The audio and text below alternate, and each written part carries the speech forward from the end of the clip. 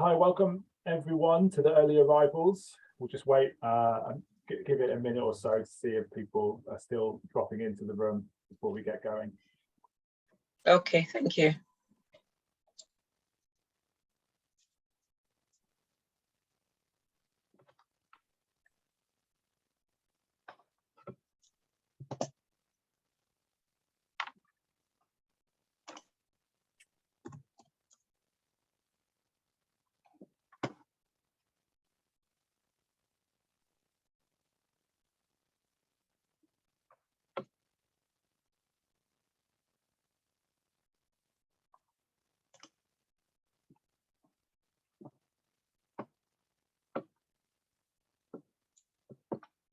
Okay, it seems we're at a pretty steady number there. So if people come in, they can simply join us. But I think we should get going, given that our time is also limited. So welcome everybody to this session on getting published, and we're very fortunate to have with us three fantastic panelists joining us for this, which is going to run until 4 o'clock UK time. And first of all, I'm Ben Radley. I'm on DSA Council and have been involved from Council in providing some support and engagement with the DSA OUP book series, which is why I'm here and been asked to do this. And what I'm going to do is briefly introduce our three panelists, who are then going to speak themselves for up to 5 minutes or so to offer some of their advice and tips on how to approach the book publishing process. And then we'll open the floor up for questions. I think perhaps we'll take 3 at a time, and then the panelists can go through them. So if you have a question, if you could please raise your hands in the reactions, and I will just go with the order in which they line up in front of you on the screen, and then we'll just do rounds of 3 and keep going like that. And it can either be questions for specific, can't be generic questions about the process, or they can be specifically aimed towards particular panelists. So I'm going to introduce our panel in the order that you're going to hear from them. So just starting off firstly with Jutta Mackwell, who is a commissioning editor for Practical Action Publishing, which seeks to publish the latest development perspectives, putting affordable knowledge into the hands of people who need it most, whatever their location, in a language and format that suits them best, from practical how-to manuals to academic texts and journals, online, in print, and open access formats. We also have Alex de Brouw, who is the commissioning editor for Global Development and African Studies books at Routledge, which publishes textbooks, research monographs, handbooks, and books aimed at professionals in areas including development policy, humanitarian studies, gender inequality, and decoloniality. And lastly, we have Adam Swallow, who is the commissioning editor for Business and Management, Economics and Finance, and Development Studies at Oxford University Press. Before joining OUP, Adam worked as a communications consultant with Oxford Policy Management and for the Oxford Poverty and Human Development Initiative at the University of Oxford. And he has also worked for Routledge, Taylor and Francis, and Cambridge University Press. So welcome all three of you, and thank you again for being with us today. And we're very fortunate to have your collective wisdom and experience. And so with that, I will pass the floor over, first of all, to Jutta, and then to Alex and Adam. The floor is yours, Jutta. Thank you very much for the introduction, Ben. I'm just going to share my screen. Just got one slide, so don't worry too much about it. I'm not going to go on forever. Can you just tell me if you can see that? Yep, all good. We got it. Right. So I want to talk to you about why it is so important to always keep your reader in mind at every stage of writing a book, but in particular when you're thinking about turning your research into a book. Because first of all, it is very unlikely that a publisher will accept your thesis as it stands for publication, because basically a thesis is not a book. They have very different purposes and usually very different styles. So a thesis or your research project is all about demonstrating your research skills and the knowledge of the field.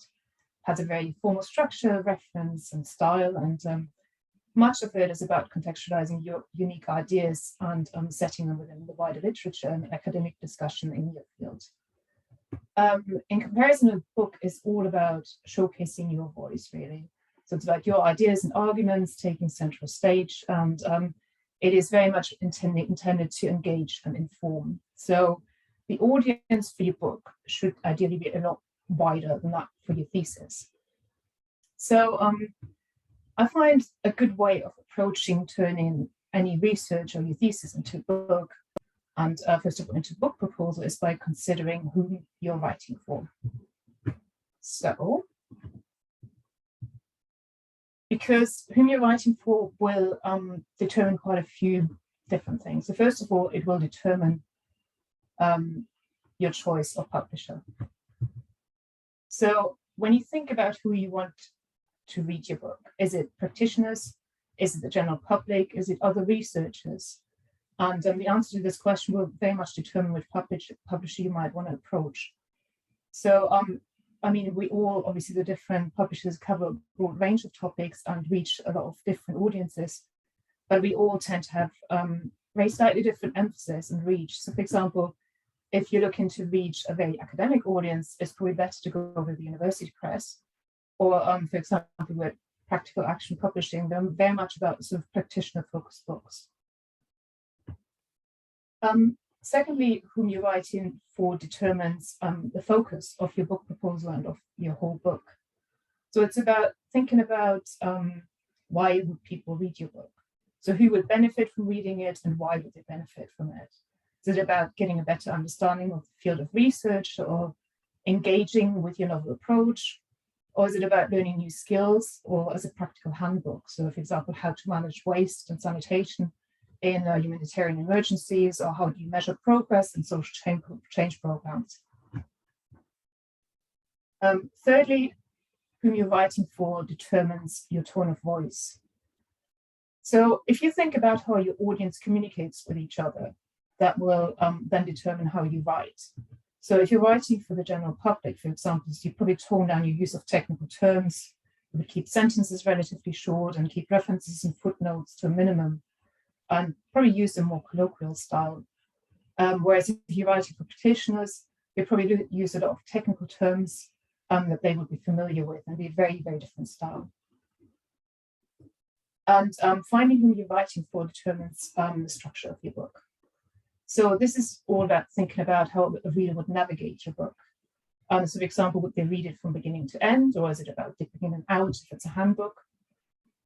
If they dip in and out, how do they find information they want to need? So does that mean, do you need a very detailed content list, or do you look at having an index? If you're aiming more at the general public or at practitioners, you might want to include more illustrations or photos. It also determines where you put methodology and how much of methodology you put in, and also how long the book should be. So for example, length can be quite a practical consideration. So if we're talking physical copies, if you're talking about a handbook to take into the field, people probably wouldn't want to lug around an 800-page book. Or if you're going for a general audience, you probably want something that people could pick up from a shelf and look at it and say, yes, that looks like something I could have a read through.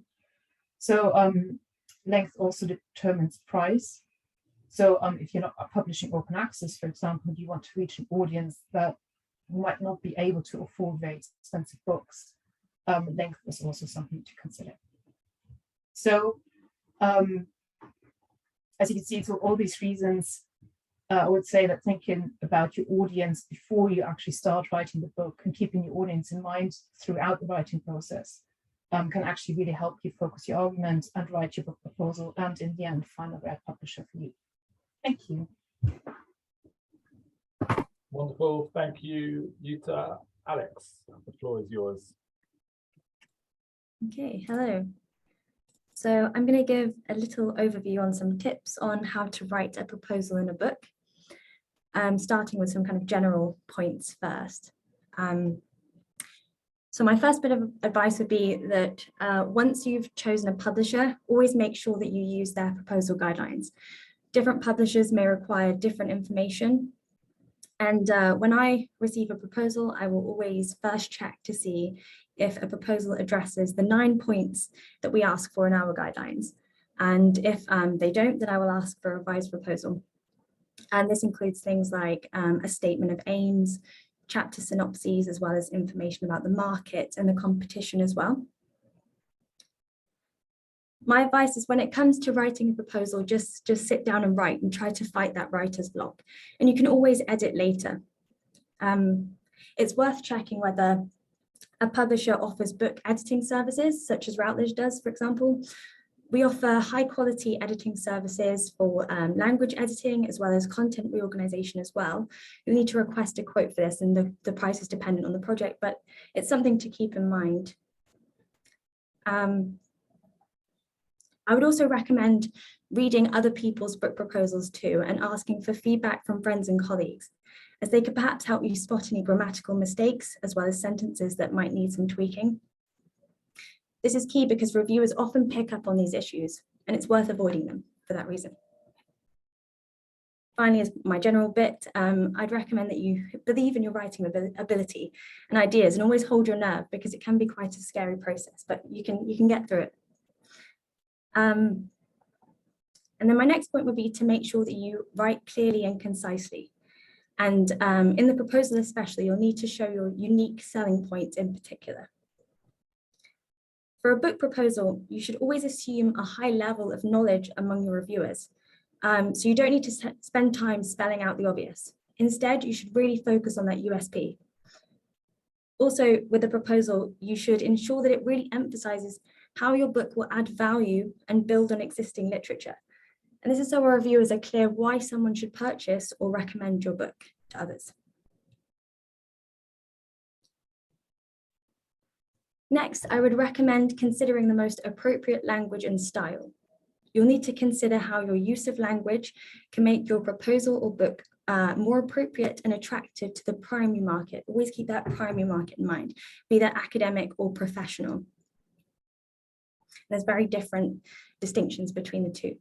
For a PhD conversion research monographs, if you want to change your thesis into a monograph, this would involve looking at the references and also making sure that you remove any unnecessary jargon and endnotes as well.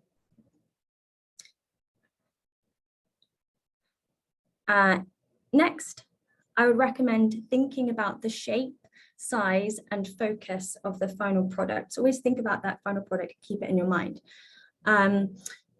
So I'd recommend thinking about how the order of the chapters, for example, can best convey your argument. So your chapters could be organized or split thematically, geographically, or even organized chronologically. And that should be decided on how you want to address your points and how you want to bring the reader through your argument and through your writing. PhDs often start with a single research question, as you'll know, but for a book, it might be better to instead step outside of that single question and look at the topic from multiple perspectives. So you would start with what you want to say rather than what you want to ask. So that's a slight distinction in the way that you would write. Next, I would recommend considering the length of the book, because this is essentially how much room you have to make your argument. At Routledge, our monographs, for example, are between 70 to 100,000 words. So keeping those limits in your mind is a good way for you to know how much space there is for you to make your points. And then to do with the focus, I would say, always consider whether adding any international case studies or any comparative studies could perhaps make your project more relevant to an international audience. So who is your audience going to be, and how are you going to best write for them? And finally, for PhD conversions in particular, I would always recommend thinking about cutting material to make room for new ideas. If you're wanting to convert your thesis into a monograph in particular, parts will likely need to be removed or modified. And this will include, firstly, so the literature review. The important thing here is what the book adds to the literature, rather than a description of what's already there. So you can kind of take that out to make space for more of your voice. And then the methodology section as well. I'd recommend reducing this to just a brief explanation about how you want your research, how you went about your research and how you came to your conclusions. When it comes to cutting, definitely be unafraid when it comes to cutting and reshaping your thesis, and your book will be much better for having made those changes. And they're my points. Wonderful, thank you, Alex. And lastly, Adam.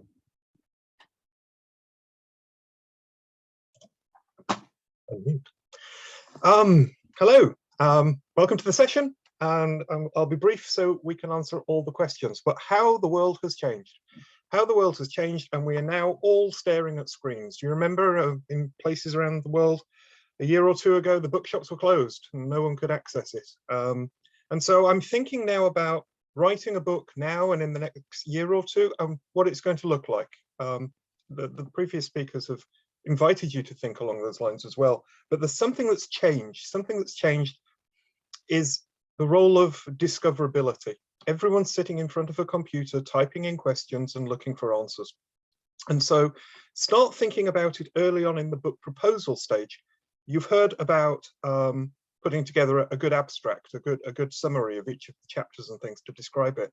But are you actually answering questions there? You know, are you revealing what it is that you're contributing?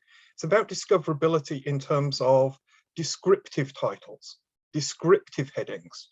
Personally, I don't like things that headings or titles which involve a question mark, because I just don't.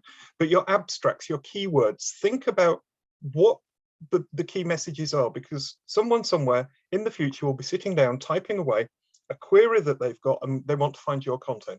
You can try it now, you can try it after the session. Go to your favorite browser, beginning with the search engine, beginning with G, and type in Industrial Policy Tanzania. And on at least, if not the first, then the third or fourth result is a chapter from one of our books, a chapter, not the book itself, a chapter from one of our books on industrial policy in Tanzania. And read that abstract, because it describes what it's about. It hits all the right marks. This is the shift to digital. This is what we're seeing across academic research. People are dipping into individual chapters. We're making it more readily available for them about the discoverability. Oxford University Press is a department of the university. And in that sense, we're mission-based for advancing knowledge and learning. And so we've been told it's less to do with, I mean, I had an author this morning who said, I've just sent them 2 positive reviews, and they said, hi, that's great. I'd like to talk about how many you're going to print. We're going to print 1 more than we need. You know, there's a climate emergency going on. We don't need the paper and the ink and all the rest of it if we're not going to sell them. They only sit in a warehouse, and then they need transporting around in trucks and things. You know, let's move to the future along these lines. So my main point is, we do quite a lot of work behind the scenes when it gets to the final book stage for search engine optimization, and have guidelines on how to prepare abstracts and keywords. So even now, while you're thinking about your proposal, have a look at the guide to authors, for example, on the OUP site and on others, and the services that we offer to authors and the sorts of things. And there's videos on there on what you can expect from an abstract. So you're actually thinking about the structure. Do it now at the proposal stage.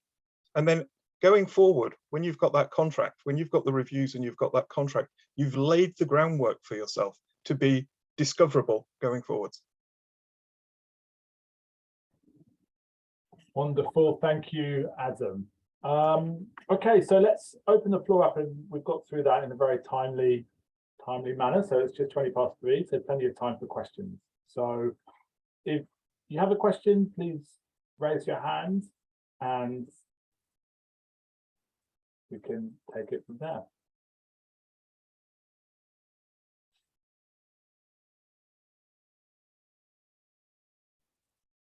Or feel free to simply unmute and shout out if you prefer. Finding the yes. Thank you. Kate. Hi, thanks very much. It's really useful. My question is about so if I've published some bits of my thesis sort of as journal articles, but I'm looking to do a book sort of on the bigger sort of story, are there sort of guidelines, or in terms of how much material is perhaps, if it's out there as a journal article, but then you sort of adapt it and change it, like what are the sort of guidelines or the expectations, or the what's allowed in that sense, or would it have to be totally new material? Thanks, Kate. Are there any other questions people would like to add on? Was someone trying to talk? Yes, I can't see who that is, but I can hear you, so go ahead. Okay, I wanted to ask, my question is to Alexandra. Thank you very much, all of you, for a good presentation. But Alexandra, I'm just wondering, do you have any resources or kind of reference material to go to actually help me and some of my students develop their thesis into a book? And for the rest, do you have any specific same thing that we can go for to like share in our universities here in the Global South to students on how the publishing and probably to get published books in all your different institutions? Thank you. Excellent. Thank you. Thank you so much. Anyone want to add a third and final question on to this round before we turn back to our panelists? If not, let's just, Alex, do you mind, should we take, oh, we have a question that's just come in from Anita. Does the previous publication history of authors or editors matter in the selection of proposals? Thank you, Anita, for that question. So we've got 3 questions there. One of them's for you, Alex. Maybe, Alex, can we start with the question that was directed at yourself, and then feel free to engage with the others as you see fit, and then we can go round to Adam and Anita as well. Is that okay? Yeah. Great. Okay, so I suppose we have the same sort of materials. So we have our proposal guidelines on our website. If you just Google them, you can find them. And each editor, though, will have slightly tweaked them to best suit their lists and their needs. So my recommendation would be to contact the editors directly. And we have an editorial contacts page where you can just keyword search perhaps your the topic or the field that you're publishing within. And that will bring up the appropriate person, and you can contact them directly to ask that they send you their guidelines. And in terms of just general guidance on how to convert a thesis into a publishable book would be, again, so our author guidelines as well. We have various resources there. We've got a dedicated web page as well, where there are different information about various stages of the book kind of life cycle. So information about the contract stage, the peer review stage, and the production process as well. So any information you would like to know about the book itself, not just writing the book, can be accessed there. And then I suppose the first question, so the kind of what kind of percentage we're looking at for published material. It's kind of project dependent, because we appreciate, your ideas, you're not just going to use them once, you'll kind of reuse them in each project that you work on. So, you could have, so let's say if your book has 10 chapters, you might want to use 3 that you've previously published as journal articles, and that's fine, because we're certainly you're going to adapt the flow and you're going to make it work well with those other existing chapters. So there's not a hard and fast rule about you need 30% to be new or you need 50%. And every editor, again, will have a different feeling on this, and there'll be a different thought based on the field. So, if it's a very fast-moving, fast-paced field, there might be the expectation that you will thoroughly revise chapters, whereas perhaps with development, less so compared to others. So it's really a conversation that, again, I'd recommend having with your editor that you'd like to work with at your chosen publishing house. And certainly being open from the very beginning about how much you're planning to reuse is essential, because we can then work with you to think about how much that needs to be addressed, or how much we'd recommend adding in addition to that pre-published work. Yeah, that's for me. Thanks, Alex. And whoever would like to go next, out of Yuta, do you want to take the first shot and then go? No. Yeah, is that okay, right? I can go next. Adam. In terms of how much to reuse the question, I think my answer would be similar to what Alex was saying. It depends a bit. I mean, I would, as a general rule, I would say try not to go too much over that 30%, simply because there's also permission issues around that. So if you have published in a journal before, you will have to get permission to reuse that article. So I think just think about that. But obviously, reusing material and reworking it into a chapter in a book or something like that, I think that is a very kind of different matter. And I think as we sort of talked about, you know, a book will look very different from a thesis. So I think just because the structure and the style and the way you present ideas would be different, I think that will play into the reuse as well. But yeah, as Alex says, it's sort of probably something that you might want to discuss with the editor that you're working with.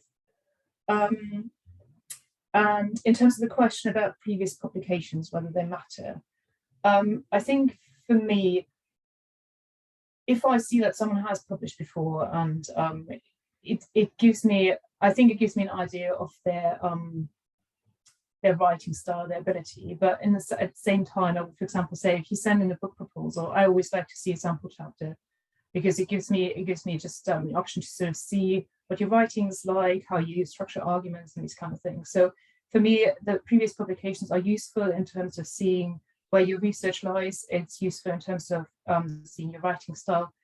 But if you don't have any previous publications, for me, that is no reason to not consider a book proposal at all.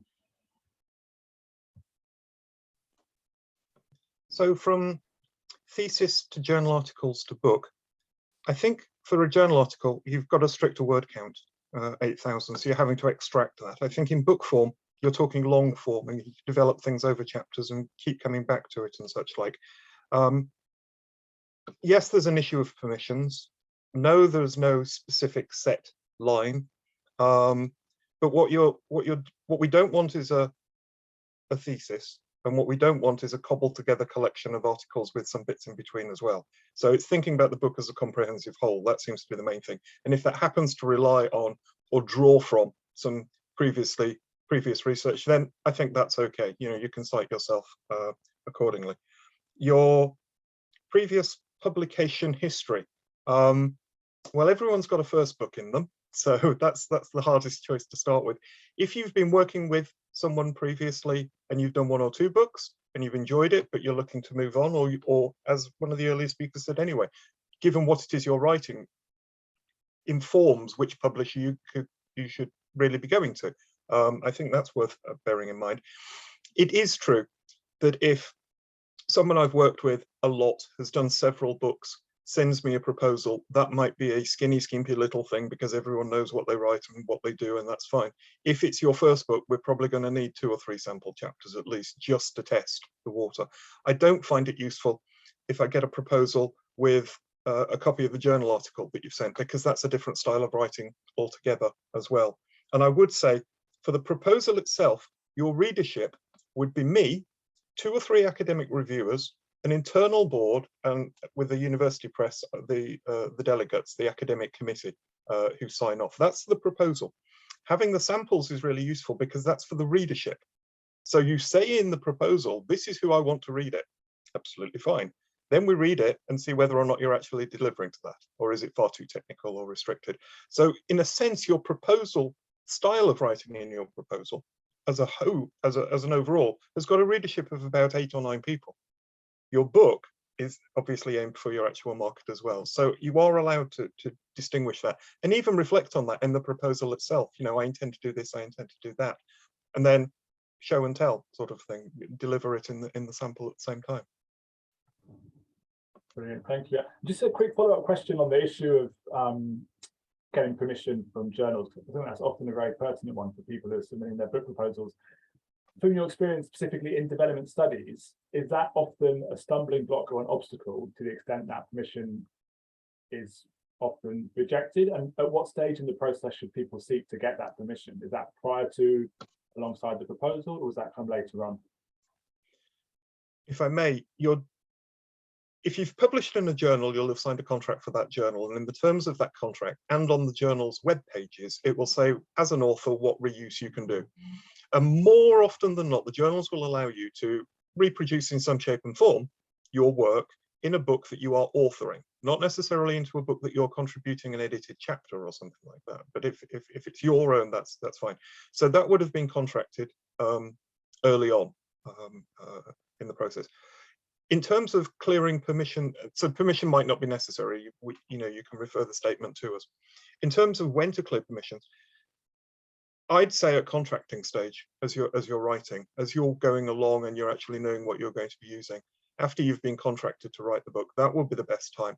But do start early, because permissions, if you do need them, can take a very long time. And if it's an afterthought, you finish the book, you submit it to the manuscript, and the first thing the publisher says is, have you cleared permission for these? No. Well, we're not putting it into production until they've been done. So yeah, that needs sorting out after contract, while you're working on it and you know what material you're going to be using. And it does happen that sometimes you just can't get permission for something, and that shapes then that particular chapter or that particular argument, because you can't use that particular thing that you wanted to include. Wonderful, thank you, Adam. So let's open the floor up again for further questions, if there are any. Please either raise your hand, or if you prefer, just unmute and ask away.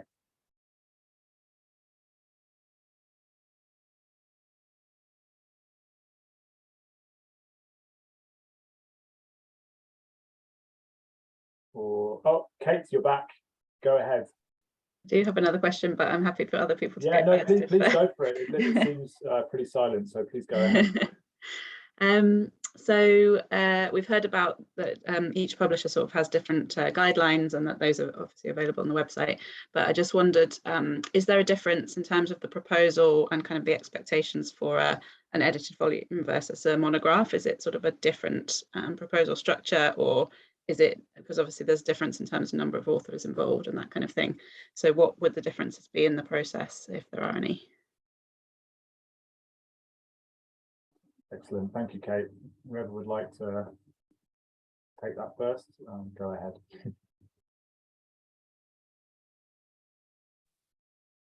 I can just say from our point of view, I mean, we publish both monographs and edited collections, and in terms of the process, I don't think there's a massive difference. It is still very much about showing what your book is about, who you're trying to reach with it. Obviously, we'd sort of expect that you say these are the contributors, just so we get an idea as to who will be contributing to the book. But yeah, I think apart from that, it is pretty much the same process. I think it's worth noting that some publishers have shied away from edited volumes. I mean, you can see by looking at their recent catalogue lists and websites and stuff like. I never have, because of the amount of economics I do. Economists can't write over 8,000 words, so they often contribute to edited volumes. And so I've not been afraid of it. And in terms of discoverability, where you can dive in online and read that individual chapter from an edited collection, there's an assumption that the introduction sets the scene and the framework, and that's the thing that everyone's going to read. But as I gave you with the example, industrial policy in Tanzania, you're taken straight into that particular chapter. You haven't even read the introduction and the context for it. And if you like it, if you're enjoying this, you might also wish to read this sort of thing. All this functionality that gets added to websites as well. So at proposal stage, there is no specific distinction, but I'll echo the comments about letting us know who the contributors are and such like, because sometimes it's a mystery guessing game.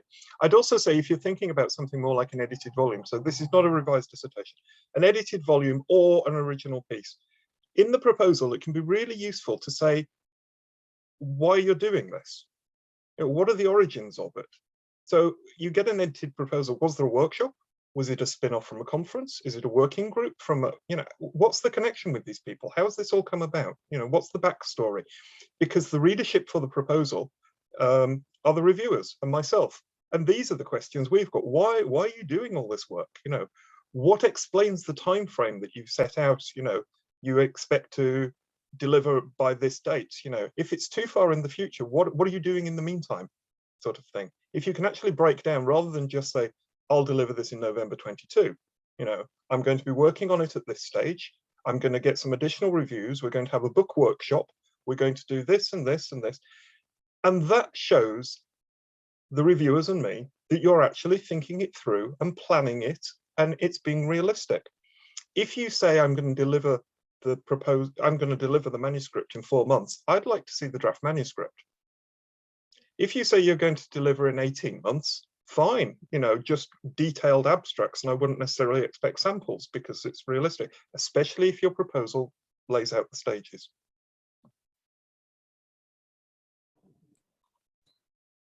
And then we're the same, we just ask for a list of contributors, but also we have a few additional questions in our proposal guidelines that we ask for answers to. So there are 4 questions to do with the structure of the book, a little more information about the introduction, because that's very key for an edited collection, information regarding the theoretical and methodological balance, and then whether any material has been published before. So we just ask for a little bit of extra information there. Wonderful, thank you all 3. So let's open the floor up again and see if there are any further questions that people would like to ask.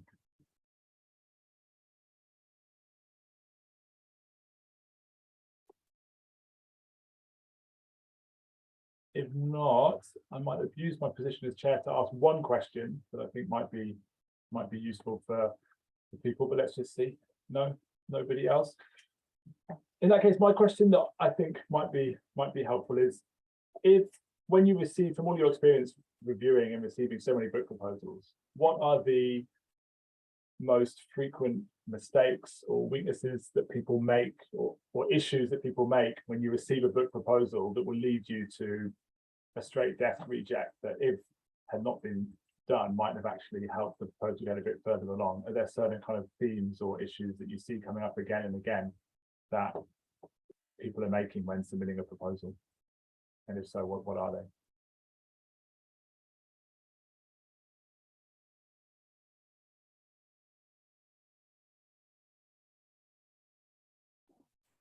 I think for me,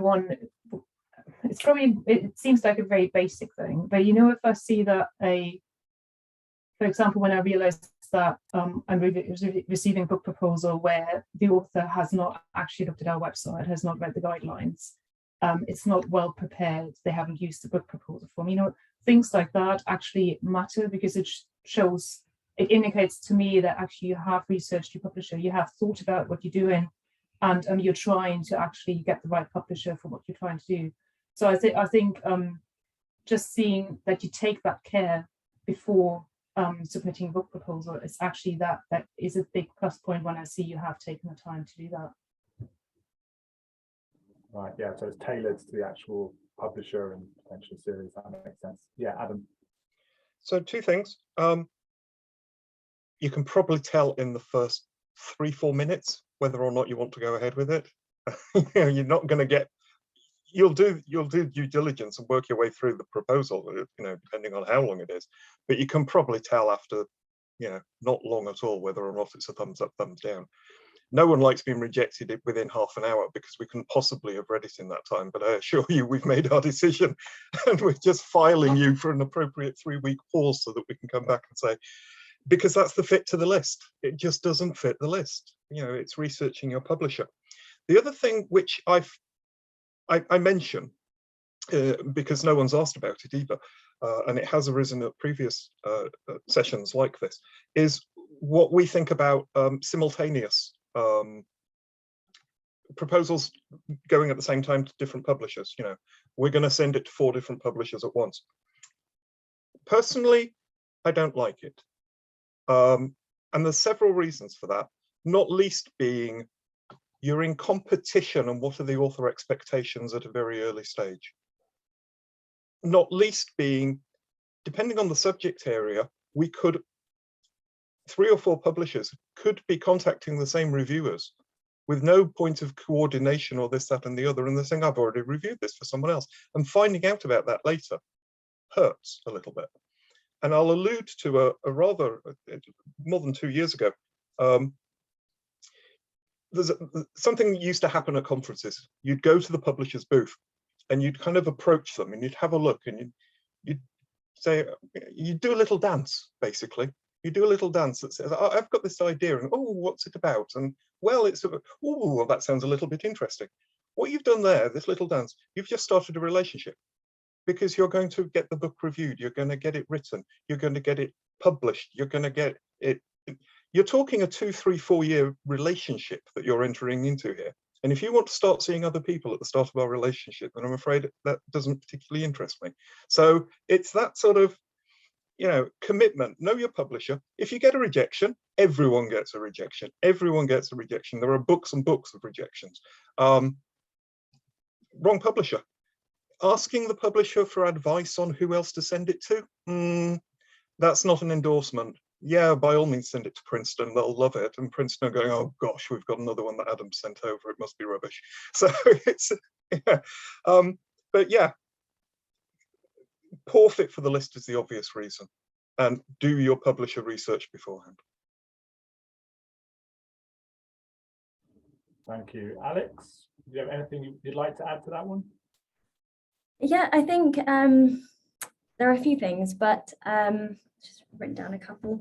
I think, as Adam said, you can really quickly tell whether it's going to be a good fit. So the statement of aims is what we call it in our guidelines, but it's the sales pitch for your book. And I think it's 250 words. It's not a big amount of space, but that's where you need to really shout about your idea, and you need to grab us really and tell us exactly what your book's about. And I think something which can be quite challenging is when, I know it's a challenge to write it, but kind of dancing around the topic. If it's not easy for me to see what your book's about, then it makes it harder for me to move ahead at that stage already. I think if you can, you know, I will happily, you know, do drafts with you and help you to refine your argument a bit better so we can move on to the next stage. But I think that's a really key point, is really refining that statement of aims and showing your proposal to your colleagues and helping give that sales pitch very quickly and briefly. And then I think something that would be a kind of straight reject or a key rejection point would be that there's an obvious lack of awareness of who our market is at Routledge. So perhaps the topic is extremely niche, or they're feeling that the market's going to be very wide, whereas, you know, we're an academic publisher primarily, and you need to write with, you know, approach us with that in mind. And I think, as a final thing, I said it in my tips earlier, but always don't underestimate the importance of grammatical accuracy, because every single time a reviewer will pick you up on it. And I think if you can get over that hurdle and avoid that hurdle, always do it. I guess for the editor, as soon as you spot that, it gives there's a sense of doubt from the beginning. If this can't be, if your proposal isn't fantastic at this stage grammatically, then it leaves me with a little hope for the book. So just, yeah, keep that in mind. Brilliant. Thank you. And we had a question come in the chat from Ikunanaka, which is, thanks for the wonderful session. How best should we go about identifying the appropriate editors within a publisher, especially when a work is interdisciplinary? I'd say that's a key challenge for development studies, where there's lots of crossover with sociology or politics, for example.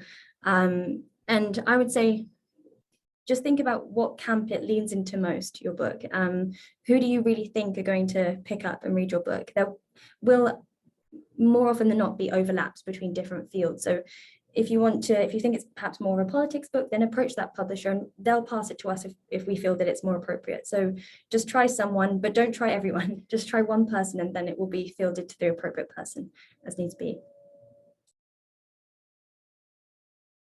Anything? Yeah, Adam, go ahead. I was just going to say, related to that, so we're not repeating ourselves, another thing to think about in terms of who it is at the publisher, but let's go old-fashioned and remember a bookshop. And you've got a copy of your book in that bookshop. Which shelf is it on? Which section is it under? You know, you can't have interdisciplinary, and you can't have the table at the front with that big pile on offer. So you've got one space on the bookshelf. Where is it going to fit? Where's it going to fit? That, and if you've got that as a focus, I think that can help you. Yeah, you can't have multiple copies dotted around the shop. Where you can after it's published and you go in and do that intentionally yourself, but but that's the old school way. And I say bookshop rather than library because these are current. I mean, it's literally go into a big bookshop, the biggest bookshop you can find. Look at the shelf where you think your book would go, and look at which other publishers are on in that area. Which ones have been stocked. That gives you a pretty good scope. And I say bookshop rather than library because this is current. This is what they're commissioning now, or what they commissioned a year ago, as opposed to a library where it'd be older stock from 50s and 60s and such like. Thank you, Adam. Do you want to add anything on that question, or? It's probably not as relevant for us simply because we're quite a small publisher, so we don't have different editors for different fields. I think the only thing I'd say with your book proposal, because we are linked to Practical Action, the charity, so we try to align our book publishing program with that. So if you can make it clear in your proposal where your book fits into that, that can really help me to then approach the right reviewers for whatever you propose. Wonderful, thank you. So any final questions? We do still have a bit of time if people would like to use it. So speak now or hold your peace.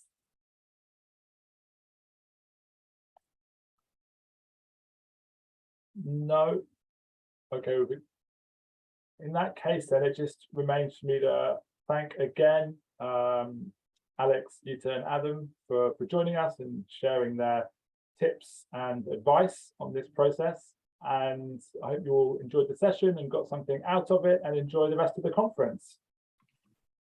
I have an afterthought, if I may. Oh, yeah, sorry, I should have gone round for last words. No. Adam, afterthought. Yeah. Another thing that often arises, questions from sessions like this, but no one's asked, is about co-authorship. The opportunities for co-authorship. So if you're looking to write your first book, or if it's a very useful way for early career researchers and junior people, get associated with a project or something and co-author something. It's a good way. And then you've got a mentorship opportunity sometimes. You've got connections. You've got someone who may be more senior, who's got some experience and got some connections as well. So if you're looking for opportunities to get published, maybe conversations either with supervisors or with people at conferences in sessions that you've attended and you realize that someone's working on something similar to you, and sharing what you're working on and seeing whether or not there's an opportunity for collaboration. That can be a nice way of starting to work it. Might work at a paper level to start with, but then these things can develop within your own networks then as your career progresses. And that's led to another question, Adam, on co-authorship from somebody in the room, which is, I think, Yvonne, is 4 authors too many? So the et al. Rule kicks in if you've got 4 or more. So only the first name will appear alphabetically unless all the contributors agree to the order in which they appear. So I published a rather famous book a few years ago, which was a rather junior person et al. And et al. Involved 2 Nobel laureates in it. So marketing weren't terribly happy with me for that one.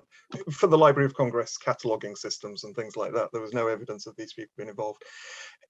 If you've got a good working relationship and you know that's the team that's putting it together, 4's fine, 5's fine. Okay, we're not the physical sciences here, but 1, 2, 3, 4 absolutely fine. 5, has everyone got a defined role?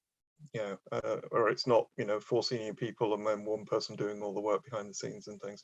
So just be aware of the et al. If you've got 3, the chances are all names will appear. If you've got 4, the last 3 get dropped off. Great.